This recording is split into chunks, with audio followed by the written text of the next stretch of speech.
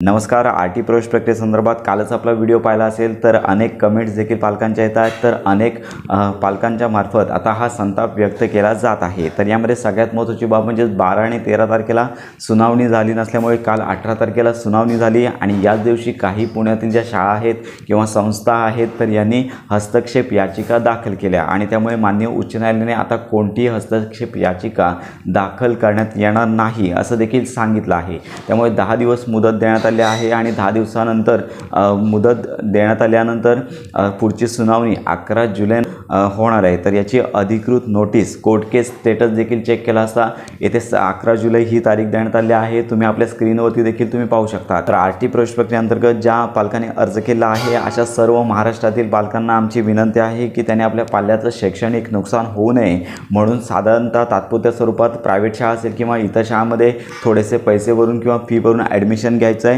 कारण का लॉटरी सगळ्यांनाच लागेल असं नाही आहे. त्यामुळे जर लॉटरी लागली तर तुम्हाला ॲडमिशन पुन्हा चेंज करता येऊ शकतं, परंतु लॉटरी लागलीच नाही तर तुम्ही घेतलेला प्रवेश तुम्हाला कंटिन्यू करता येईल. आणि केसेसचं सांगता येणार नाही आहे कधी सुनावणी होईल.